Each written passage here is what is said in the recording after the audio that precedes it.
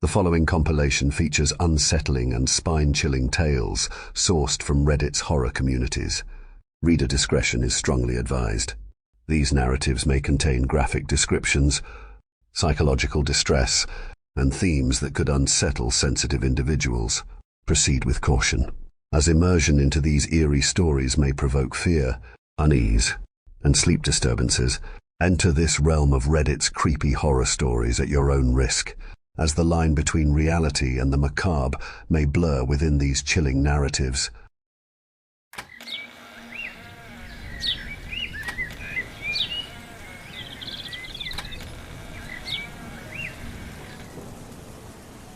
They called it the Crucible.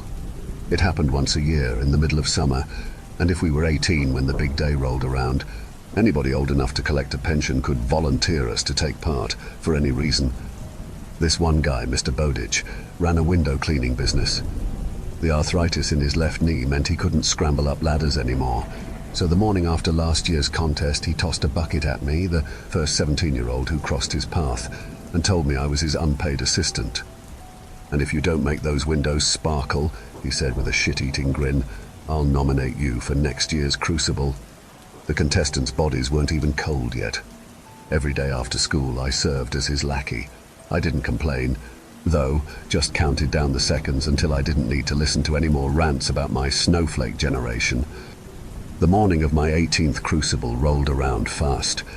I was in Crawford's Bay, an ugly seaside town, washing the third-story window of the courthouse. All nominations needed to be in before sundown, so I figured if I brown-nosed for another few hours, I'd be in the clear. But then, at the foot of my ladder, somebody cleared their throat. A city official was down there with a civic regalia trailing from his neck, complete with jewels and a gold chain. Gotta look fancy when you're throwing a wet blanket on a teenager's future, I guess. I considered jumping. A snapped neck would have been a much easier way to go, but what if I only broke a leg? There wasn't a doctor's note in the world that could have excused me from the night's festivities. I slid down the ladder. On the far side of the street, Mr. Bowditch glanced up from his newspaper. The official said, "How are you, Jonathan? Still snapping pictures? Listen, I've got a spot of bad news. You've been nominated as a runner." He handed me my summons, marked with the island's coat of arms. "Report to Crawford's Tower at 9:30 for registration, and don't bring any food, water, or anything that could be used as a weapon. Any questions?" I swallowed a gulp. "Who's my sponsor?" "Morris Donovan." Shit. People said the old farmer built up his monstrous thighs by carrying a calf around the island's outer edge, a distance of more than 8 km once a day, until it reached full size. Plus he was a neurosurgeon with that shotgun. But I hardly know the guy. What's his beef with me? Ignoring my question, the official marked my name off his clipboard and marched off. "Hey, did I say you could stop for lunch?" Mr. Bowditch yelled as he hurried over, forehead veins ready to explode. "Get back up there or I'll nominate you for the Crucible so fast it'll make your head spin." "I've already been nominated." "Oh." He glanced at his watch. "Well, the ceremony doesn't start for another 10 hours. We've got 5 more jobs to do today. Come on, chop chop." Despite everything, I found myself laughing. I needed to go see whether my friends got their tickets punched. My rubber gloves came off with a satisfying thwap. "Mr. Bowditch, you can lick my plums." His reaction, absolute gold. If only I'd had my camera. On my way through town, dozens of 18-year-olds from my school flew past, eagerly helping the elderly cross the street or juggling their shopping bags. Another few hours, and they'd be in the clear. A ferry departed for the mainland twice a day, but leaving was forbidden until after you'd been 18 on the night of a Crucible, and the locals took any attempt to escape personally, very personally. The bay had 1 supermarket, 1 bookstore, and 1 cafe, which is where I spied Mrs. Donovan gabbing with Miriam Brown. Fate was tossing me a lifeline. Miriam made me photograph her retirement party. I got paid in exposure. Maybe if she vouched for me, Mrs. Donovan would pass that on to Mr. Donovan, and he'd revoke my nomination. Immediately I regretted that plums line. Hopefully my former employer would be too busy finding his next servant to notice I wormed my way out of harm's way. Inside the cafe, I pretended to notice the pair as I joined the queue. In an artificially sweet voice, I said, "Morning, Miriam. You're looking wonderful today. She looked like a melted walnut. Aren't you going to introduce me to your young fry? Wait, is that Mrs. Donovan? Mrs. Donovan, did you do something new with your... Save it, she snapped. I know what your game is, but Morris nominated you and that's that. My hands balled into fists. Of course, I'm just curious if he knows about my volunteer work. Last week I even photographed... He knows all about your bootlicking. It doesn't make a blind bit of difference. But then why nominate me? Irritated, she said, let me tell you something. In our day, we didn't throw tantrums about the crucible, and the rules were a lot tougher back then. None of this Head Start nonsense. You're 18 now, Jonathan. Try acting like it. I left without saying bye. On the far side of town, Crawford's Tower's lantern top stuck up into the grey sky, looming over the other buildings. The next time that bell chimed, it would mark the beginning of open season. Approaching the tower's base, I saw construction workers assembling game stalls, burger stands, and bumper cars. A kind of electricity filled the air. Because the bay remained a neutral zone, the island's 1,000-plus residents celebrated there until dawn.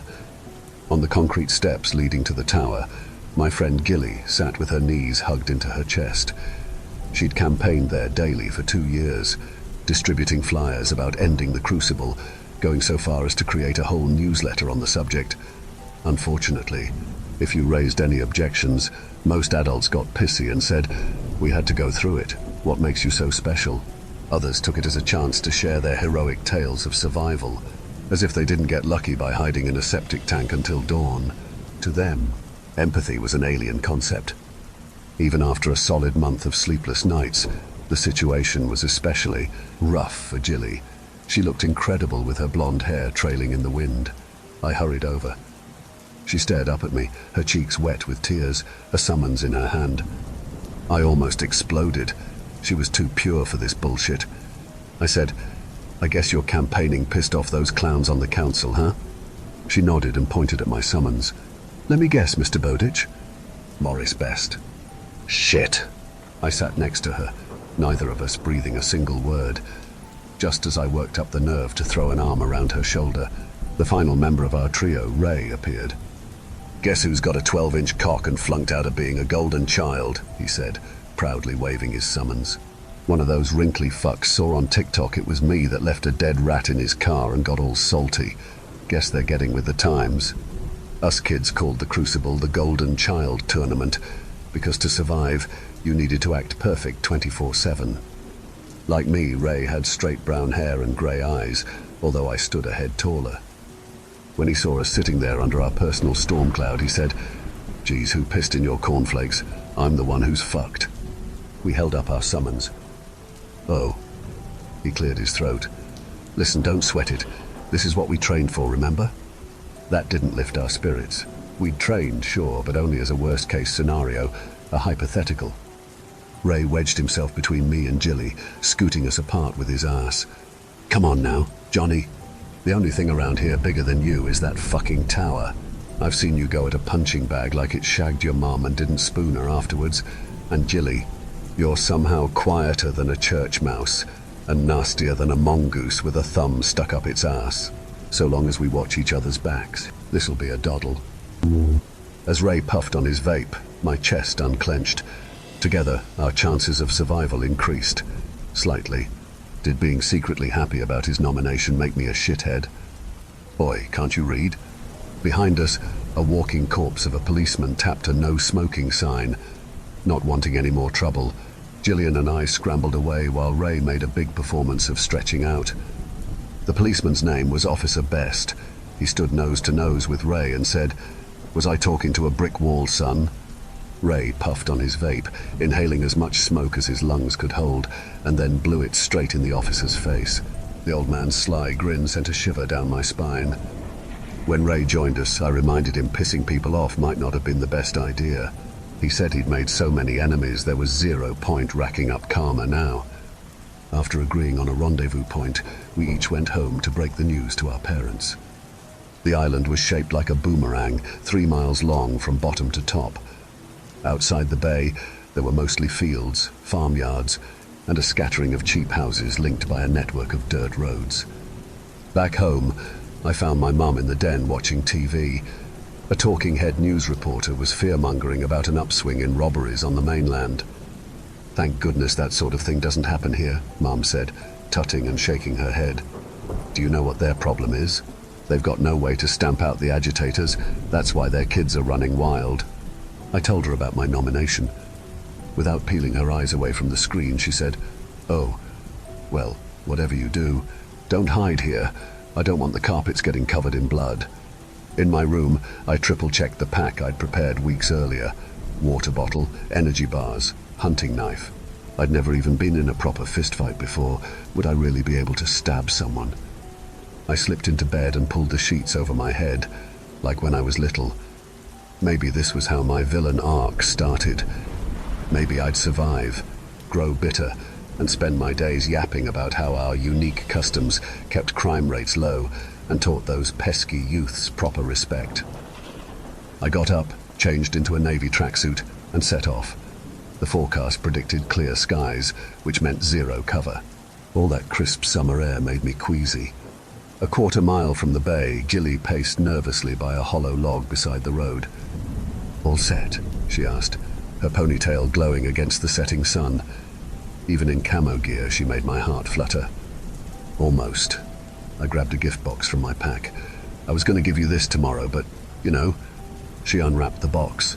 Inside was the last picture I took of her big sister, Natalie, glancing over her shoulder on the beach.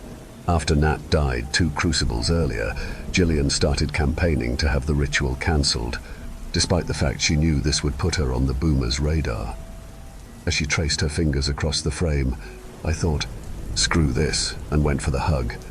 She must have liked it, because she nested her head against my shoulder. Part of me wanted to stay there enjoying her warm breath against my neck until the officials came and strung us up on the tower for no showing, but behind me, Ray cleared his throat. We scrambled to make ourselves presentable. We'd ironed out a plan months in advance. A network of caves ran along the north coast, and the elderly had problems getting over the slippery rocks by the entrance, but that meant runners were drawn to the site like insects to a bright light. Ray said, "Let me throw this at you. Why don't we hide at Mr. Donovan's farm?" I said, "Ray, put down the crack pipe for 1 second. He shoots trespassers 365 days a year, and he's got a shell with my name on it." "Exactly. It's the last place anybody would think to look for us. Besides, even if they do, I've got this." He showed us a pistol inside his pack. "Where'd you get that?" Jilly asked. "Who cares? The important question is whether I'm a crack shot, which I am." He made some good points. Runners generally steered clear of that area. Plus, the trees that filled the gaps between the different farmers' land meant plenty of cover. We settled on his plan and stashed our packs inside the hollow log. Then the 3 of us held hands in a triangle. Ray said, "No matter what happens tonight, let's swear whoever survives has to do something with their lives. No sitting around this shithole until we turn into bitter assholes like everyone else. Deal?" "Deal," Jilly and I agreed. She gave my hand an extra squeeze. I squeezed back. Then we set off. Throughout the bay, carnival music filled the air. We marched through the empty streets towards the tower, where a crowd of islanders munched candy apples and tossed rings at glass bottles. The smell of onions sizzling on the grill overpowered the salty ocean air. Anxious 17-year-olds watched us go by. Mr. Bowditch had already sunk his claws into one unlucky blonde boy. Further along, picketers wedged against the barrier waved protest signs above their heads, mostly kids and teens terrified about the future, but some adults too. Maybe if I'd supported Gillian's campaign instead of scrubbing windows, we'd have made enough progress to get the crucible cancelled. I caught her eye and gestured at her supporters. She forced a smile. On his way toward the steps, Ray clashed shoulders with Officer Best. Luckily, some officials separated the pair before things escalated past a few angry words. My chest unclenched. We needed Ray. While the island's chief minister took attendance, his assistants patted us down and shoved us toward the base of Crawford's tower, where another 21 18-year-olds seemed even gloomier than us. 2 guys and 1 girl were in awful shape, which is a rude thing to say, but it meant we wouldn't be the slowest contenders. Our exchanges of good luck rang a little hollow. Once the light began to die, the minister took his position on a raised platform and tapped a microphone. "Ladies and gentlemen, a very pleasant evening to you all, and welcome to the 81st Annual Crucible." A cheer erupted from the crowd. He waited for the rabble to die off, then said, "In just a few minutes, our runners will get an 18-minute head start to escape from the bay. From there, they're free to do whatever it takes to stay alive. Run, hide, or grab whatever weapons they can lay their hands on. The only rule is they must stay away from the town until dawn. Now, can we please have a round of applause for this year's hunters?" He gestured at the top of the tower. Along the balcony surrounding the bells, chasers stood perched like buzzards, armed with chains, bats and guns. Amidst the sea of liver spots and false teeth, I picked out Mr. Donovan, who wore his white hair short and his beard long. Even in the winter years of his life, his body had so much bulk he could launch a haystack 20 feet in the air without breaking a sweat. His eyes stayed locked on me throughout the minister's speech. What was his problem anyway? When only the thinnest column of light splashed across the top of the tower, the minister said, "Runners, take your positions." We placed a hand against the brick base. As the sun dipped below the horizon, the crowd chanted, 15, 14, 30. My stomach churned in my throat. 7-6. Between the fear and adrenaline, breathing was already impossible. All that training didn't count for crap. 2-1. Dong.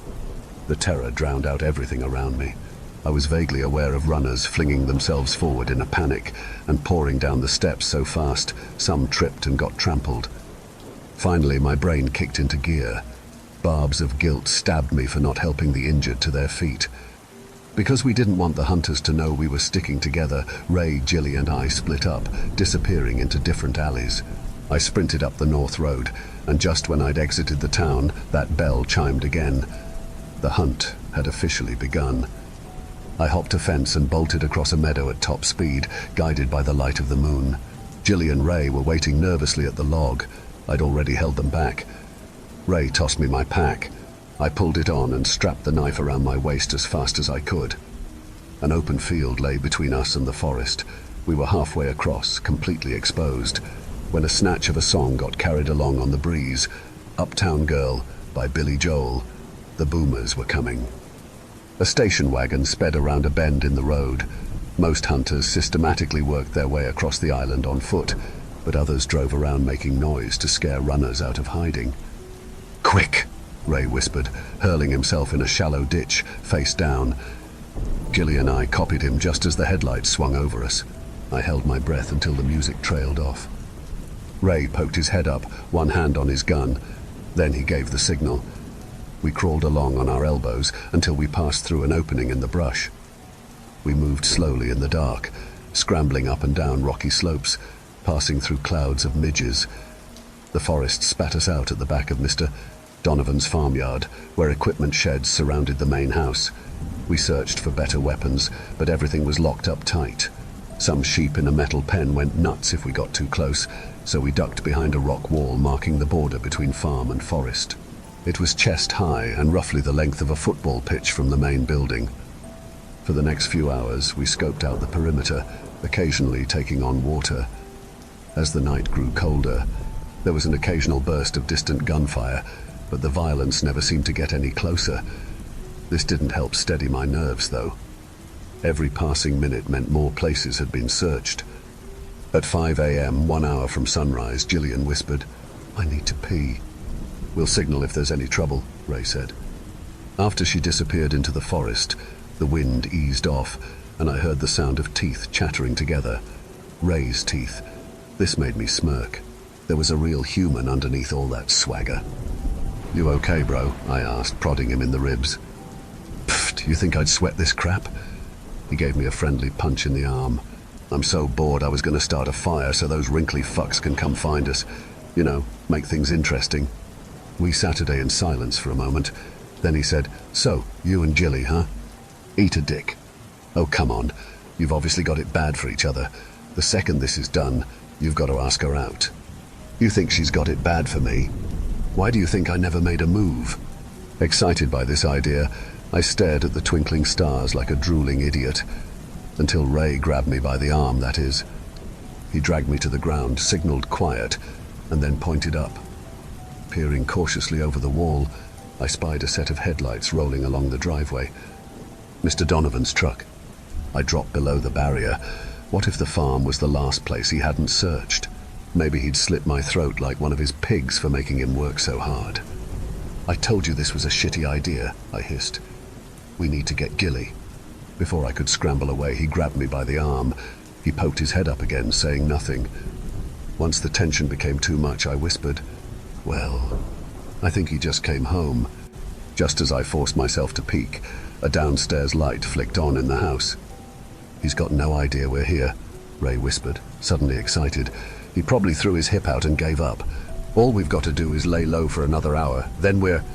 The next thing I remember is blood splattering across my face. Ray flopped into the dirt, the back of his skull obliterated. Hands in the air. Officer Best burst from the forest, armed with a pistol. He needed to repeat the instructions 4 more times before they registered with me. He made me step away from the body, then he grabbed Ray's gun, along with a small rectangular device in his back pocket. "Not bad, huh?" he said, holding it up. "I'm not much of a techie, but these new age dodas come in handy." The bastard planted a tracker on Ray when they clashed at the ceremony. "All right, that's personal business out of the way. Now we can get down to brass tacks. Where's the girl?" My legs wouldn't quit shaking. "What girl?" I stammered. "The one with the woke flyers. The council promised to beef up my pension if I take care of her." I clenched my jaw, stepped forward. "Easy now," he said, aiming at my chest. "I've got nothing against you, Johnny. Andy Bowditch offered to buy me a pint if I did you in, but those photos you took at my granddaughter's christening turned out great. So tell me where she's hiding and I'll let you walk. Better talk fast." He gestured at a light cutting across the field. Mr. Donovan heard the commotion. Shit. If I ran, I was dead. And if I stayed, I was definitely dead. But give up Gilly? No way. Hopefully she'd already made it halfway towards... A shadowy figure crept up on Officer Best, knife glinting in the moonlight. Forcing myself not to look, I managed to say, "You asshole!" That was a dirty trick. I needed his attention on me. "Not bad for an old fogey, eh? Why don't you drop the gun? Make it a fair fight." "I'm old, not senile, kid. Last chance. Tell me where she is, or..." Gillian was about to attack when a twig snapped beneath her foot. As the hunter reacted, Gilly leapfrogged onto his back and tried to drive her knife into his throat, but he caught her wrist. They went round in circles. The officer tried getting a shot off, but his bullet missed its target, causing birds in the surrounding trees to take flight. I charged forward and threw my weight into a rugby tackle, then all 3 of us went down in a tangle of arms and legs. Gilly and I sprung to our feet, ready for action, but we froze once we saw the old man vomiting up blood. The knife handle stuck up from his throat. All the bastard could do was open and shut his mouth. I stood there, paralyzed. In less than a minute, I'd watched 2 people bite it.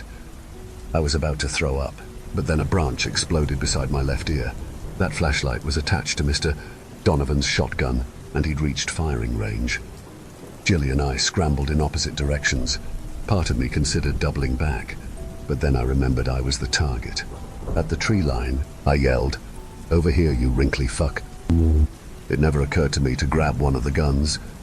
If I stayed where the foliage was thickest, I should have been able to lead Mr. Donovan in circles until sunrise. He had 50 years on me after all. But in the darkness, I couldn't take 5 steps without sharp branches raking open my arms and legs, or snagging my laces. Soon my foot slipped into the knot of an exposed root, and my chin hit the ground hard. I struggled to my feet and spat out a mouthful of dirt. When I inhaled, my ribs burned like hot coal, and my pack felt like its weight kept doubling every 10 seconds, so I slipped my arms out of the straps and let it fall. The flashlight disappeared and reappeared behind the thicket, drawing closer each time. I couldn't catch my breath. It was like I'd ran a marathon. I dragged myself through a tangle of bushes and put a hand over my mouth. "Where are you, you little shit?" The voice came from right beside me. Heavy footsteps circled my position. As he went, Mr. Donovan rusted hedges with his gun. He knew I was close. I scanned the area. Beyond a ring of trees, a clearing opened up. Maybe if I lured him there, I could take him by surprise. I crouched low and tiptoed along. I'm lucky I did, because seconds later, from that exact spot, Mr. Donovan said, "Enough games. Come out and face me like a man." I reached the clearing and held my back flat against a tree. A rocky slope lay ahead, so steep and dark I couldn't see to the bottom. I took 3 deep breaths and then snapped a twig. Mr. Donovan charged in my direction. I fumbled with my holster. Empty. I patted my pockets. Nothing. What happened to the knife? The farmer burst into the space, stopping short of the ledge. He spun toward me, shotgun raised. I went for the weapon. I only meant to steer the barrel away from my face, but it flew out of Mr. Donovan's powerful hands and tumbled noisily over the ledge. Judging by the sound, it must have been a 30-foot drop. The farmer headbutted me in the nose. I fell backwards, but a low branch held me up. Blood leaked from my nostrils and into my mouth. Disgustingly warm. "Well, what do you know?" Mr. Donovan said, his eyes twinkling like Christmas lights. "You actually came out to take your beating. I didn't think you had it in you. I'm almost sorry to have to do this." As he dropped into a boxer's stance, I threw my hands up and screamed, "Wait!" Weirdly, he did. "If you're gonna kill me, at least tell me why first." "Why?" he snorted. "Because why the hell not?" "You mean I didn't piss you off?" "Nope. You're gonna kill me for no reason." "You need a reason? Fine. How about 'cause when I was your age, some bastard came after me and I had to fight?"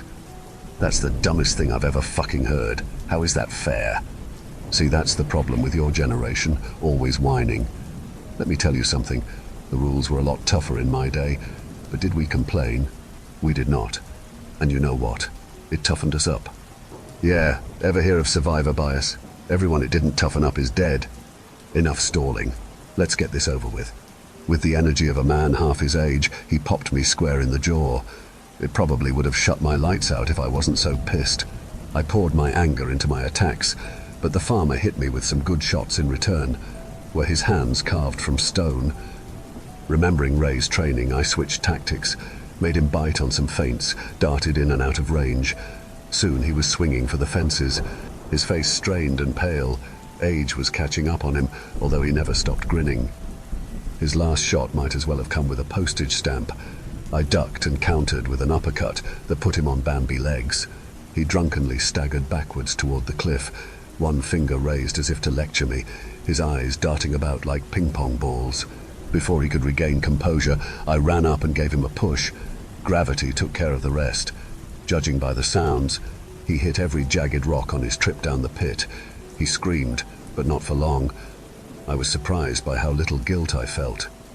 I stood over the ditch until rocks got kicked loose, somewhere close.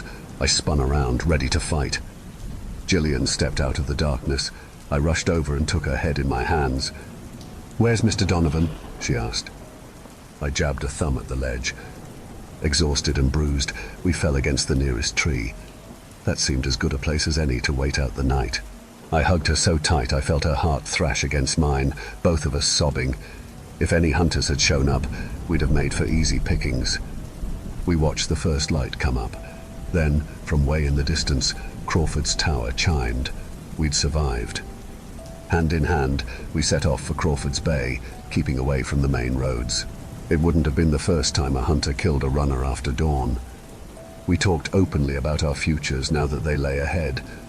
On the mainland, I'd find work as a photographer's assistant while Jilly studied journalism. Maybe we'd come back someday and document the violence, and I'd get some intense shots to go with Gilly's Pulitzer-winning article. But one thing was clear. One way or another, we would put a stop to the crucible. One way or another, the boomers would pay.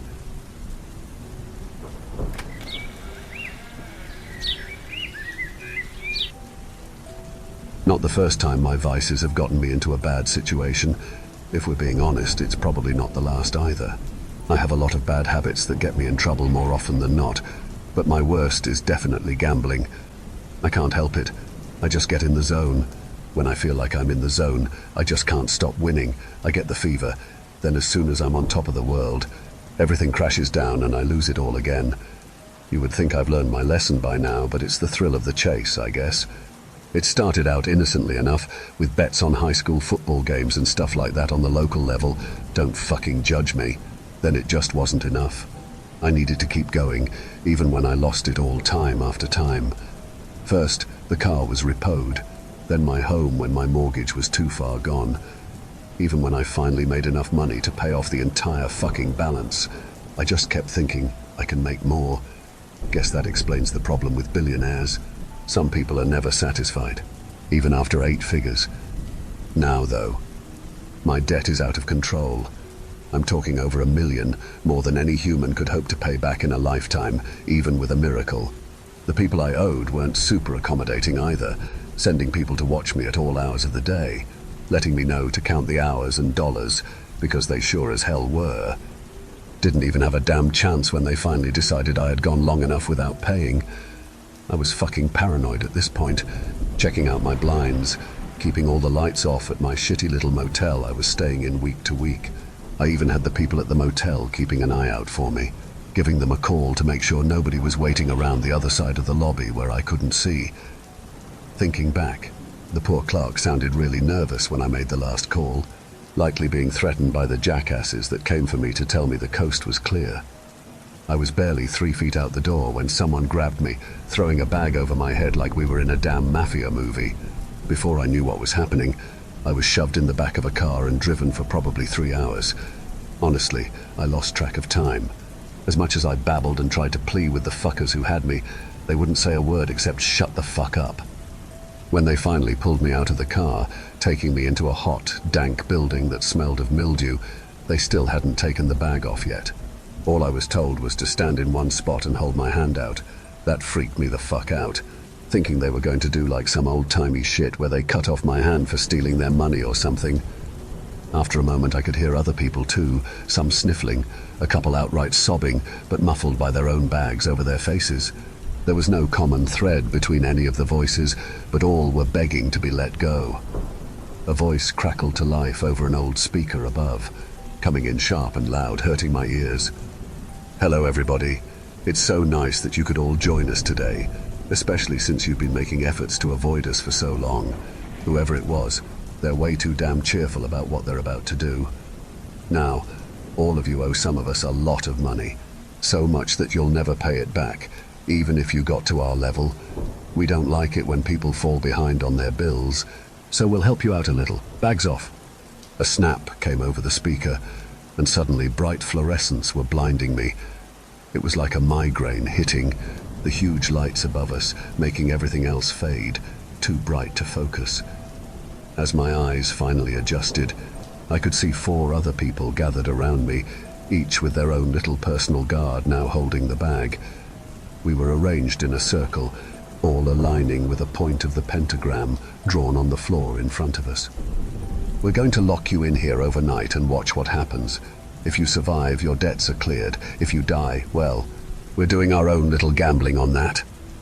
The voice said again, glee ringing behind it. Things were coming into focus a little more, my pupils finally finding the right dilation to handle all the harsh light. The pentagram we were standing upon was more clear, not drawn onto the smooth pavement below, but etched in, deep fine lines interconnecting through the circle. Rusty red stains were abundant over the entire circle, and I felt like puking when I realized what it probably was. Gentlemen, proceed. Each of our guards stepped forward, raising ancient-looking daggers and grabbing our left hands. I drew in a sharp breath, feeling the blade slice across my skin, making a diagonal slice over my forearm that started oozing blood immediately. A woman nearby screamed. The man on my right began cursing at the guard holding him, while the other 2 were in the same shocked silence I was. I still hadn't come around to exactly what was happening, much less that I was being sliced open over a damned pentagram in the middle of a warehouse. It felt like I woke up in a low-budget horror movie, like a nightmare or one of those crazy interactive haunted houses. My breath started to catch as the blood and pain made everything become suddenly real. The panic attack was setting in. We consecrate this domain to you, our great lord, and everything you have given us. The voice cackled over the speaker again. Now that I was unmasked, I could see the old crates and pallets set up in the warehouse corners. Everything else was barren, just plain white walls, smooth concrete and steel beams holding up the roof. Large fluorescent bars were hanging from the rafters above, making the reflections off the smooth concrete sway as something moved them. For you, we bring this meal, a pittance for the bounty you have given us. Please enjoy as you see fit. The speakers crackled out again.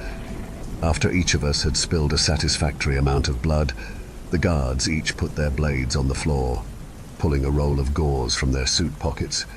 They field-dressed our wounds, leaving the daggers where they lay in front of each of us before filing out the only door. I could hear chains being drawn over the door as it was sealed from the outside. There was no getting out for any of us. Now, each of you has a dagger to defend yourself or improve your odds. If you look to either side of the building, there's a window to see the current time. Survive until daylight and you'll be free to go. Good luck. The voice trailed off with a laugh, leaving each of us to sit in silence, all dealing with our own personal panic attacks. Who the fuck are y'all? The man to my right, the same one who had been swearing, was now looking at all of us in turn. Why the hell are we here? Who the fuck is doing this? He was losing it, obviously already on edge before any of this went down. Even worse, it looked like he was having some wicked withdrawals from some sort of drug. Veins were popping on his bald head, eyes bloodshot, and face almost just as red. As he picked up the dagger in front of him, brandishing it at all of us, we fell back in fear. I managed to grab the dagger in front of me before sliding back, desperately pushing myself across the smooth floor to get away. What? Did Tony put you all up to this?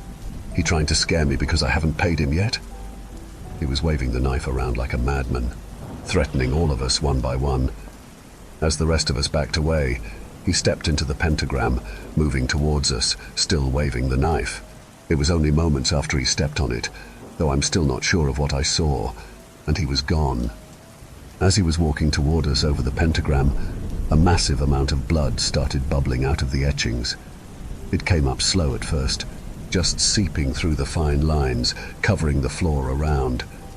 As it filled the entire pentagram, scarlet lines glowing in the bright lights, every angle made by an intersecting line on the pentagram suddenly shot forward, right into the center where he was standing. Dozens of liquid strands, no thicker than a fishing wire, pierced through him, extending right through and crossing as they impaled him. He dropped his knife, words catching in his throat now as his lungs were punctured. Some of the filaments were through his neck, and one I saw come right out of his left eye. For only a moment he was paralyzed there, before hands began reaching from the circle below, clawing at his legs. He couldn't make a sound as they dragged him down into the pooling blood, through solid concrete, hands coming up in waves to grab and push him under. Only moments passed and he was gone, along with all the overflowing blood that never went outside the circle. There was no trace he had ever been there, save the knife still lying on the ground, covered in scarlet blood. Oh my God! A woman, wiry frame and dark bags under her eyes, whispered under her breath. Murmurs arose from everyone, all of us wondering what we had just seen. Through the window, we could see the last rays of light beginning to leave the sky, the last sunset any of us may ever see. We need to get out of here. Another woman stepped forward, tall, dark hair and piercing grey eyes. She ran for the door, slamming into it hard enough to knock the breath out of her. Despite the force, chains rattling on the other side made no sign of giving. We ain't going anywhere. A man who looked like a starving rat said from nearby. He was definitely in the same boat as the guy who just died, going through major withdrawals from something. They won't let any of us go. Then we'll make them, Grey Eyes said again. She was still beating at the door, though I'm sure she knew it was pointless. You hear me? You bastards, you better let us out of here. A scream ripped through the air, full of dread, anger and sorrow, like I'd never heard. I was looking at the three others, none of whom were making the sound. It maintained for almost 30 seconds, all of us freezing in response. My blood was running cold, every hair standing on end. It finally stopped, cut off suddenly like they had been forcefully quieted. What the fuck was that?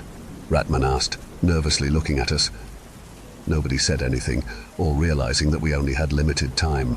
God, I'm going to die. So, anyone want to try killing someone again? Grey Eyes asked, looking at each of us in turn. We need to get out. I don't know how you plan on doing that. Ratman replied with a snort. That door is chained, unless you have some bolt cutters. What about the windows? I said, pointing up to the now dark squares near the ceiling. Night had fallen, leaving the bright lights of the warehouse to reflect off the windows, shrouding anything that may be outside. Maybe one of these knives could break it. Worth a try. Bags replied. She looked like she would fall asleep at any moment, but her eyes were still wide with fear, darting around everywhere. It's useless, Ratman said, staring at me. They'll kill you even if you get out. Well, better than whatever that was, I replied, heading over to the crates in one corner. Someone help me stack these? The wooden crates must have been old, but when I got closer, I could notice dark red stains on the rugged wood. There was a rotten smell around them, like meat left out in the hot sun for too long. Good God, that stinks. Grey Eyes was next to me now, covering her nose. Hope it's not what I think. It is.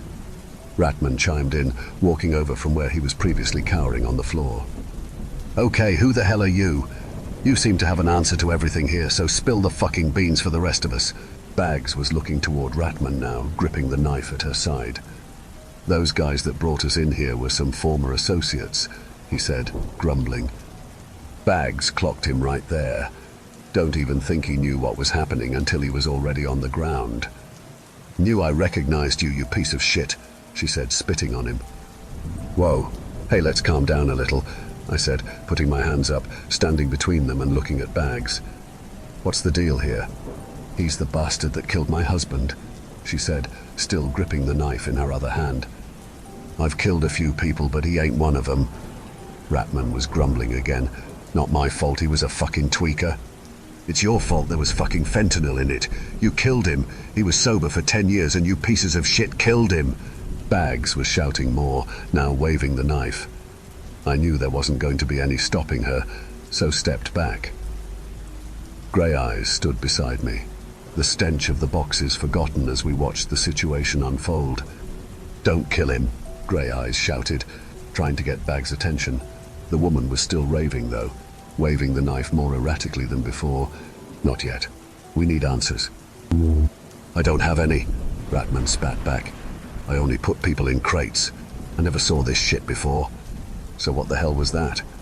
I asked, pointing over to the pentagram. Beats the hell out of me. Like I said, I only put people in crates, he said, shrugging again. Why?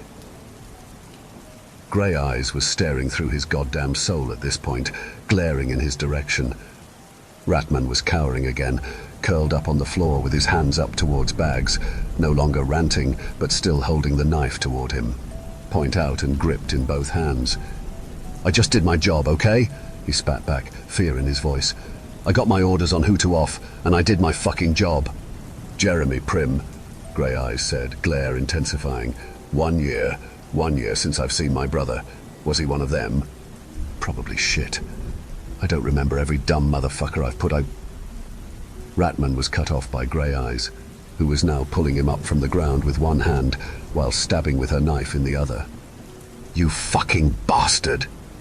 She was shouting. Suddenly she stopped, halting the knife before she brought it down again.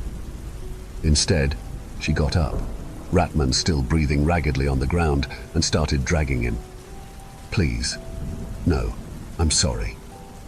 He was barely able to get the words out, probably had one of his lungs punctured when she was going at it. It didn't matter, though. She threw him right onto the pentagram, rage making her even stronger somehow. Please, don't kill me. I don't want to die. I don't give a fuck, she said, walking away from the etchings on the floor. They began to glow once more, just like when the first guy was taken. Ratman was crying in the center as another noise began, this one a low rumble. It grew steadily, becoming a roar in seconds. A massive, beastly mouth burst from the pentagram, sharp teeth and huge jaws devouring him in one bite, severing a leg in the process. The circle went dark again, leaving only the severed leg to bleed on the floor. Grey Eyes looked at me next as she returned. You part of this too? All I could do was raise my hands and shake my head, still in shock from what I had just seen. Just a dude with a gambling problem. Grey Eyes fell to the ground, sobbing. Bags moved over to her, in much the same state, but still trying to offer comfort. It only took her a minute, but Grey Eyes pulled herself together, coming off the floor and walking toward the crates again. I'm getting the hell out of here. We're getting the cops, and these fuckers are going to get dragged to the goddamn death penalty if I have to do it myself, she said, pulling one crate out from the edge of the pile before they started stacking up. It scraped across the cement, making an awful sound, but she kept pulling until she could get behind it, shoving it bit by bit toward the window. You gonna help? Guess so, I said, going toward the pile myself. The crate I pulled was heavy, and when I pushed it, I could feel something almost sloshing around, making the awful smell come in stronger waves. All I could do was try not to throw up as I kept shoving it further toward Grey Eyes' crate, now positioned under the window. As I got further, she squatted on the other side of the crate, giving me a count of 3 before both of us heaved it up, sliding it fully on top of the other one. From the looks of it, we would need about 3 more at least. Think that'll work? We'll make it work, Grey Eyes answered. Bags was now moving a crate of her own, and both of us helped to lift and stack it. There are pallets too. They'll be easier. As they continued moving boxes, I started collecting pallets, bringing them closer so we could start making steps to get up. Even after what seemed like ages, we had barely made progress, needing to take breaks as all of us were wheezing in exhaustion. We realized pretty quickly we would need to make a stair pattern to get to the top, and pulling that off took a ton of work. I finally asked to tap for a break, both women nodding in agreement. My smoker lungs couldn't take this shit. Knock. Knock. Knock. 3 knocks, each in a quick succession, rang out, making all of us freeze. It sounded like someone jumping on the metal roof, making thunderous booms that I could feel resonate through. Then they came faster, always in quick bursts of 3s, but now from almost every direction. The walls, the ceiling, the chains rattling as the doors were hit. I couldn't tell if it was knocking to get in or out, but I knew I would rather be out of here. All at once, the knocking stopped, just as quickly as it began. The lights flickered, going out for a moment before flaring back on, making the migraine feel worse. We sat to take a breather after that, getting our bearings back together. Eventually, we got to it again, though we only got 1 trip in when everything went to hell. The window was maybe close enough to reach it with another pallet. Bags and Grey Eyes were both pulling another crate each toward the stack. Finally, it looked like we may have a chance to get the hell out of there. As Bags moved hers closer, putting it right next to the already high steps, a hand reached from the crate, coming right through the solid wood, to grab her. "Help, please!" She was screaming while the mottled, rotting hand was trying to pull her closer, bringing her into the putrid box. It had her by the left arm, yanking hard to get her closer. Another hand reached out to help it, clutching at the same arm. I ran up, desperately trying to pull the knife I had stuck into my belt loop. I stabbed the grabbing hands, desperately trying to hack them off of her. They pulled her closer, but she tried bracing her arm against the box to keep from going in. It was a mistake. They pulled her in closer, more hands coming to bring her in faster. She went straight through the solid wood, her screams becoming muffled as she was pulled inside. I could hear the screams turn to wrenching as the putrescent contents of the box overwhelmed her. She disappeared into the crate completely, hands receding alongside her. Grey Eyes and I both looked at each other. Bags's shrieks were intercut with desperate gasps for air, muffled through the box's wood. "Oh God, please. Use your knife!" Grey Eyes shouted at me, pulling hers out and positioning it in the crack between planks on top. I got beside her, doing the same and pressing down with both blades. It took a minute, Bags screaming the entire time. Her retching sounds were disgusting, and the smell coming from inside was quickly creeping out as we got the lid loosened. Eventually, it finally gave way, Grey Eyes grabbing one side while I grabbed the other to lift it off. Bags' screaming became louder as it came up. The sight that met us made me turn to the side, puking any contents still left in my stomach. "Use your knife!" Grey Eyes shouted at me, pulling hers out and positioning it in the crack between planks on top. I got beside her, doing the same and pressing down with both blades. It took a minute, Bags screaming the entire time. Her retching sounds were disgusting, and the smell coming from inside was quickly creeping out as we got the lid loosened. Eventually, it finally gave way, grey eyes grabbing one side while I grabbed the other to lift it off.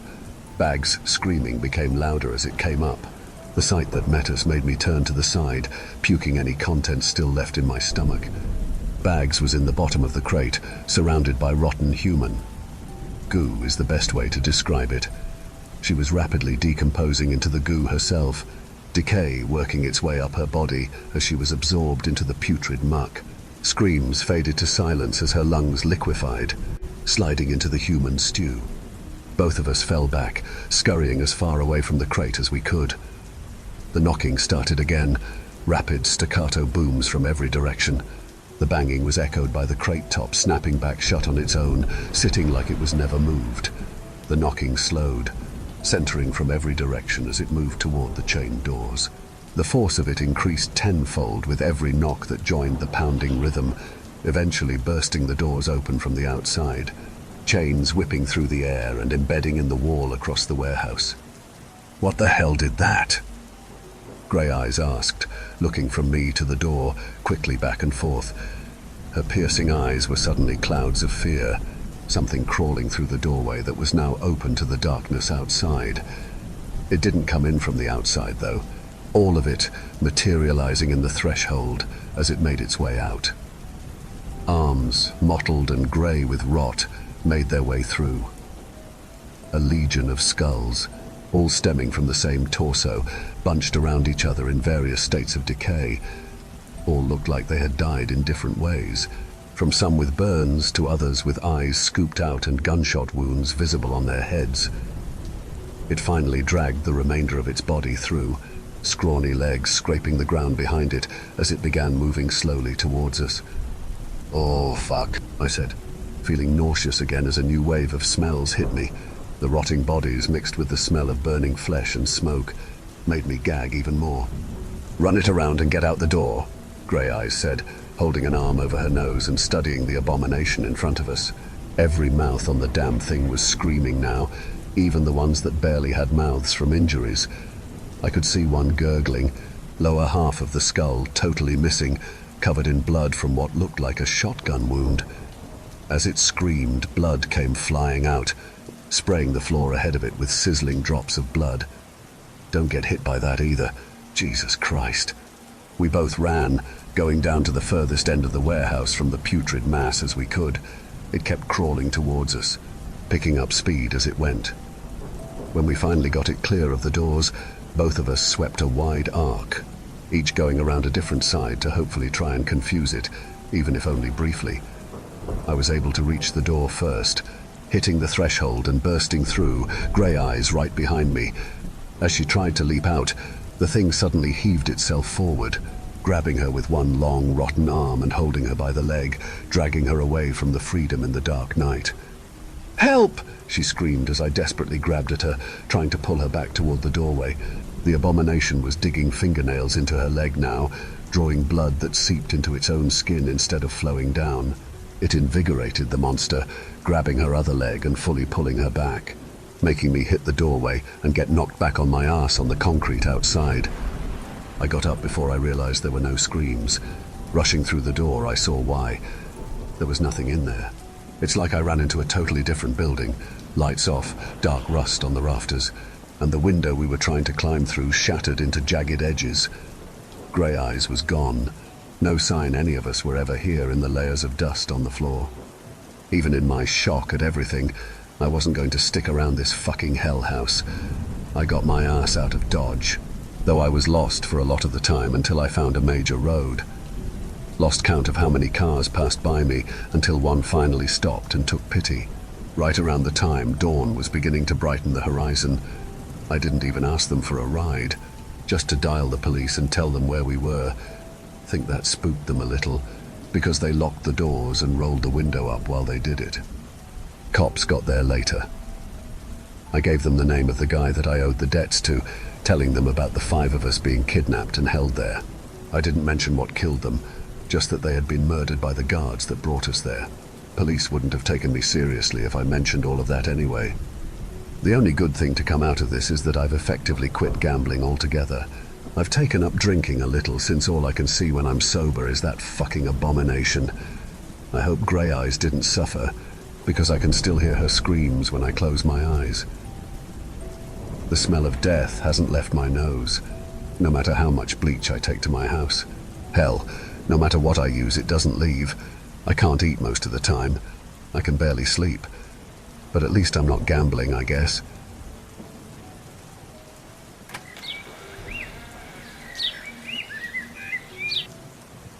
When I was 8 years old, my family moved away from our busy home in the city to a small, sleepy town in the countryside.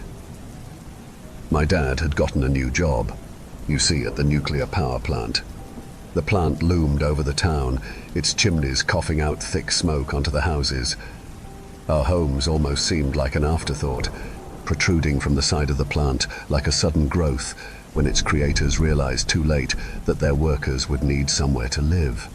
We lived on Strand Street, to the east of Building A. Although it was long ago now, I still remember the day we moved very clearly.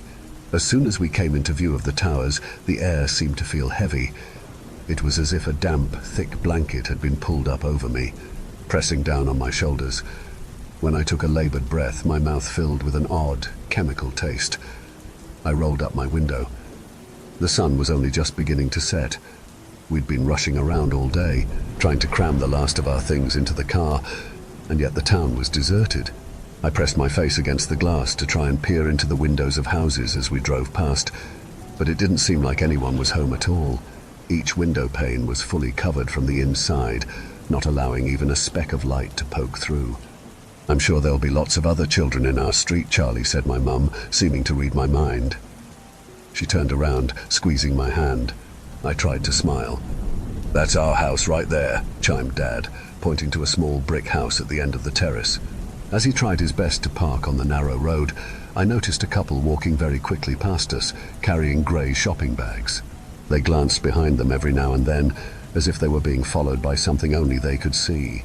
They finally stopped at a house just a few doors down from ours, and the woman let out a breath she'd been holding. She then began to point towards us and whisper something to the man, who was already staring worriedly at my parents as they unpacked the car. I hopped out and stood close to my dad, who was enthusiastically shaking the man's hand and introducing us. My dad was the type of person who could quickly become friends with anyone he met, whether they wanted to or not. The man, Mr. Creak, looked a little uncomfortable and began glancing over his shoulder again. Mrs. Creak wrung her hands together and began to talk to my parents when she was suddenly interrupted by a knock on their window. Inside, a boy about my age was poking his head through the thick curtains as if he was searching for something. He looked down at me and broke into a wide grin, showing off a missing front tooth. As quickly as he appeared, the window was now empty, and we heard thundering footsteps from inside the house. Mistress Creak turned on her heel and almost ran towards the house in an attempt to herd the boy back in. He came flying down the street nevertheless, almost bowling me over. "I'm Toby," he said, barely waiting for me to introduce myself before asking about the book in my hand and talking a mile a minute about how he had just started reading that series too and what was my favorite character and had I got to the really scary bit. The Creaks stood on looking nervous, and my mum gently shooed Toby and I indoors to go and find my new room. As I followed Toby and listened to his excited chatter echoing around our empty house, I looked back to see the Creaks talking in hushed tones to my parents. The smile had worn off my dad's face, and him and my mum now had the same look of fear I had just seen on Toby's parents. My mum had told me weeks before, when my dad had gotten his job, that the move would take some getting used to. Some things were easier than others. I loved having my own room. There was so much more space to play than in our little flat. Even the new junior school didn't seem so scary, now that I would have Toby by my side in September. But some things took a little longer to take in. Toby and I could spend hours happily playing in the road, kicking round an old football or running about being pirates. But each day when the sun began to set, our mothers would appear on the doorstep and hurriedly call us inside. My mum wasn't quite on the same level as Toby's yet, Mrs. Greig seemed to permanently hover behind her door, just waiting for an alarm to go off in her head so she could call him in. Toby, on the other hand, wasn't fazed at all about the curfew. When he heard his mum call, he would roll his eyes before smiling at me and jumping up from the patch of pavement serving as our ship and jogging off to his house. For me and my mum, however, the routine felt strange. My mum had always been caring to me, of course, but had never seemed half as worried when we lived in the city. I could spend all day in the park across the road reading my book on the swings, only coming in for dinner once it had already gone dark. But now she would look almost scared as she waited for me to walk the short distance to our house, her frown only easing once I was inside with the door shut. My dad would return home a little while later, walking alongside Mr. Greig after they finished their workday. Dad slid a bolt on the door when he came in. We'd close all the curtains and then sit and eat our dinner, accompanied by the ever-present humming of the plant. A few weeks later, I was almost used to our strange new routine.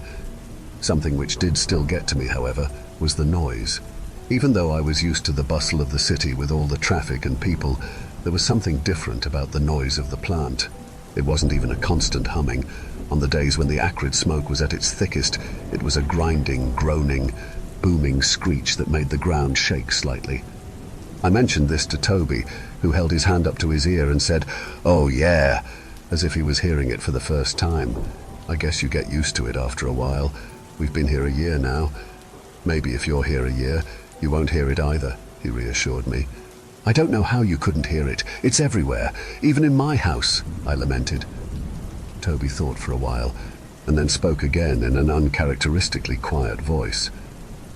Well, there is somewhere where you can't hear it. But it's quite far away, he added hurriedly, already seeing the smile on my face. So far, I hadn't ventured further than a couple streets away. I felt cooped up and just wanted to explore.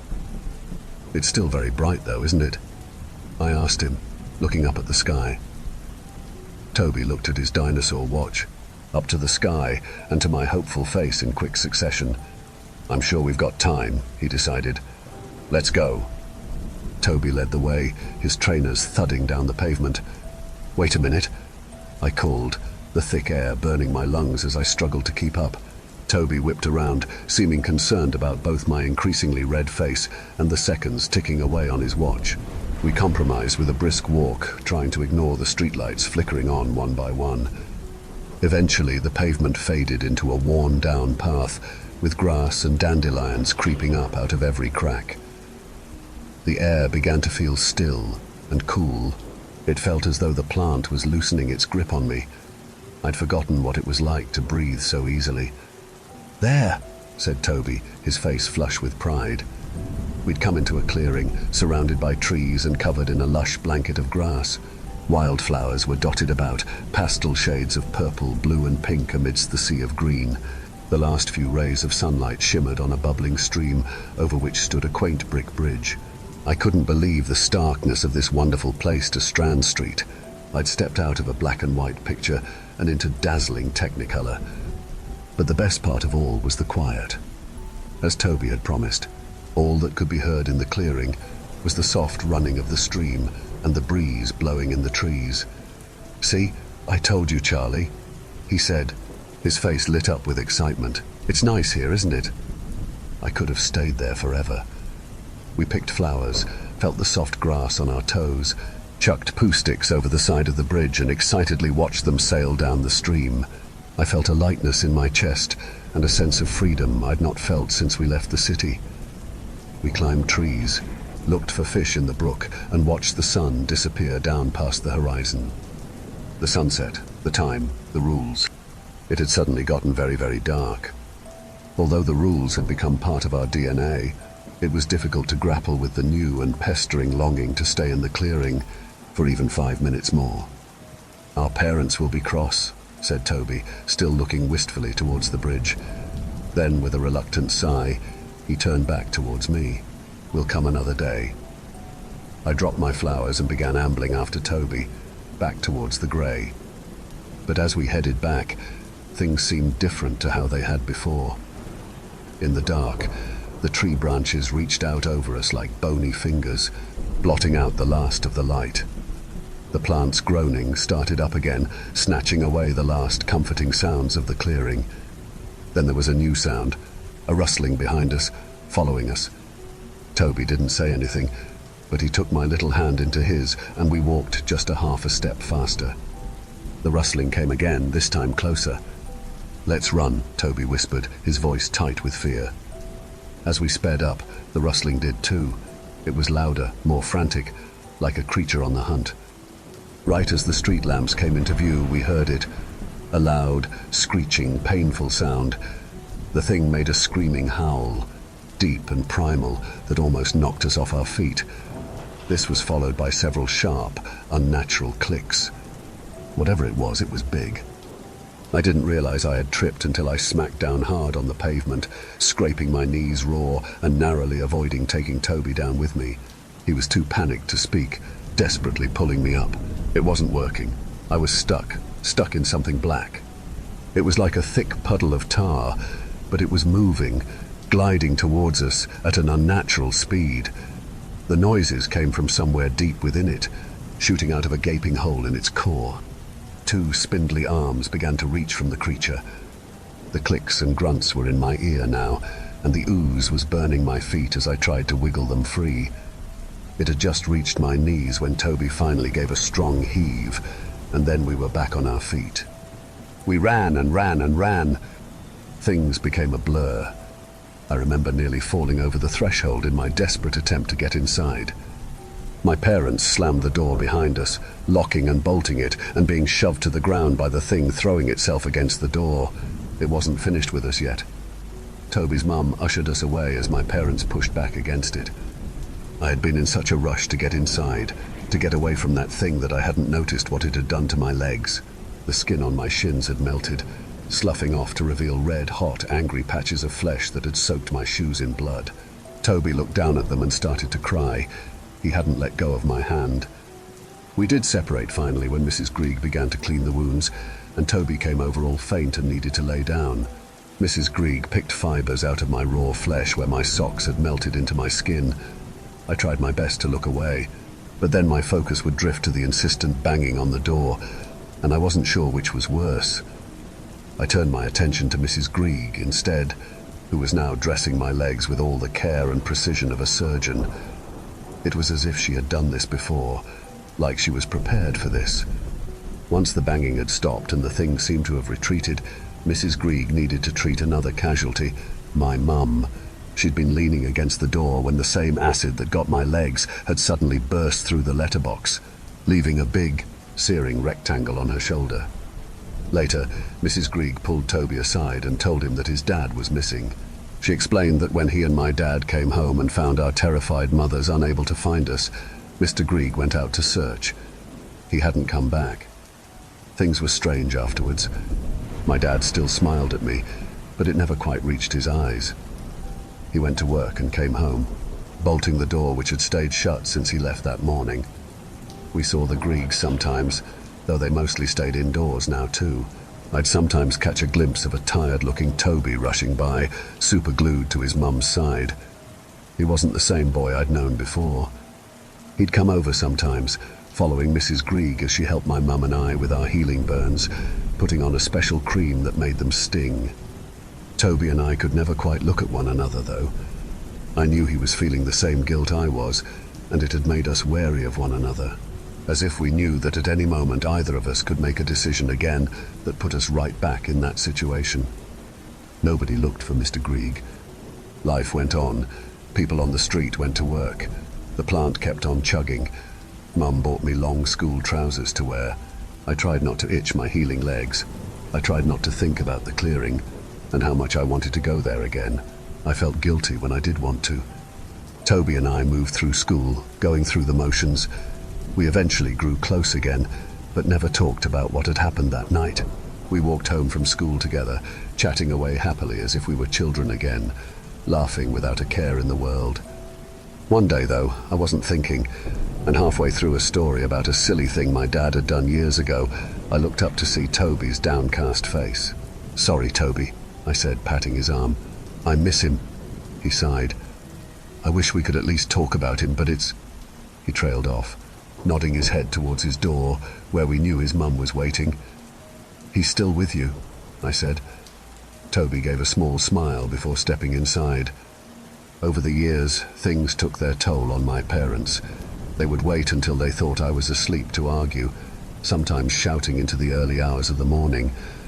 I would tuck myself tight into my duvet, holding my teddy over one ear and my hand against the other to try and block out the sound, even when I had become much too old for that. Sometimes I would hear my mum shouting. On bad nights she would drag up that night about our burns and whatever had happened to Mr. Grieg. My dad didn't usually have anything to say at all. It was a bad night tonight. It had been 8 years since the day we were followed home. My legs had calmed from an angry red to a scarred pink. They still ached, though, as I tiptoed out onto the landing to try and hear what my mum was shouting about. "It's not worth it, Nick. It's not worth it," she screamed. They worried less about me hearing them as I got older. Maybe I should be used to it. I still held my teddy close to my chest and tried hard to hold back the tears, feeling childish. I jumped suddenly as I heard the bolt of the door slide open and then a hard slam. I crept down the stairs, seeing my dad alone in the hallway. "Dad?" I called out.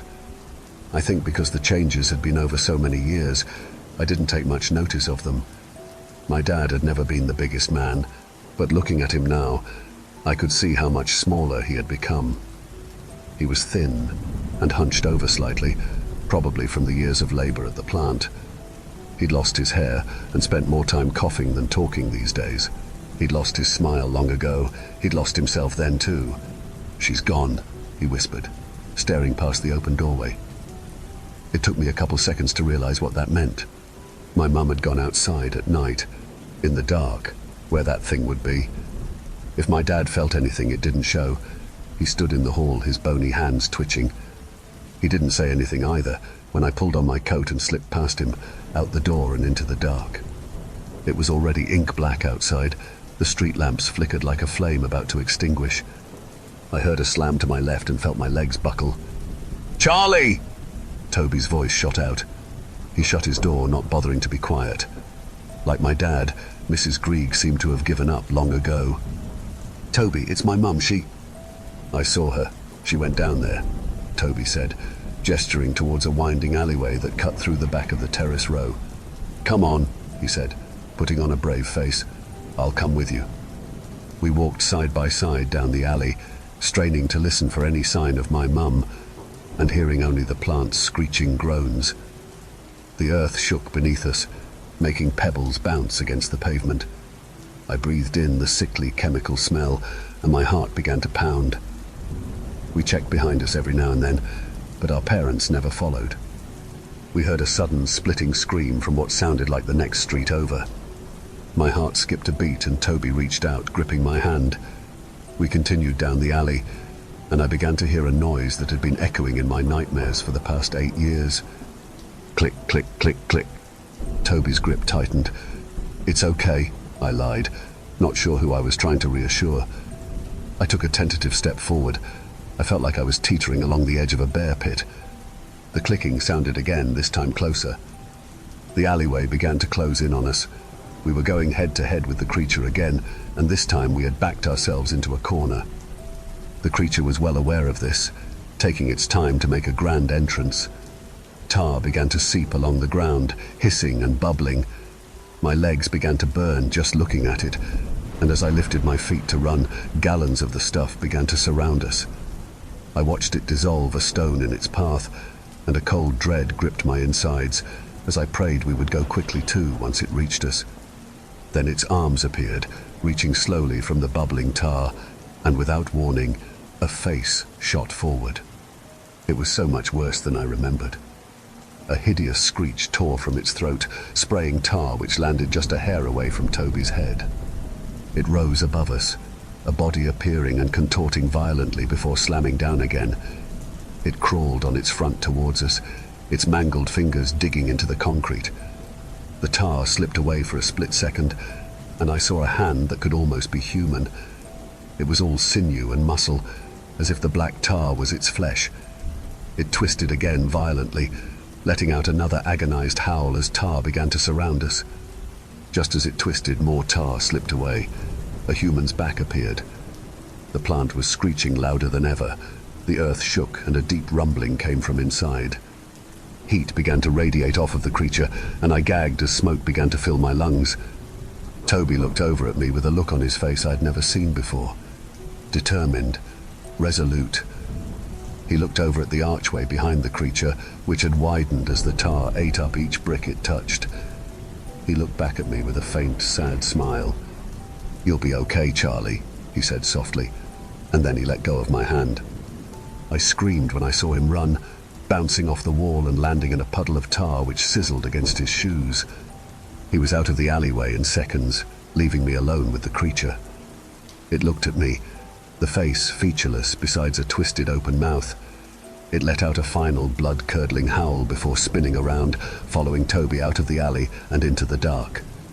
The tar came unstuck from the ground and was swept behind the creature, taking a layer of concrete with it.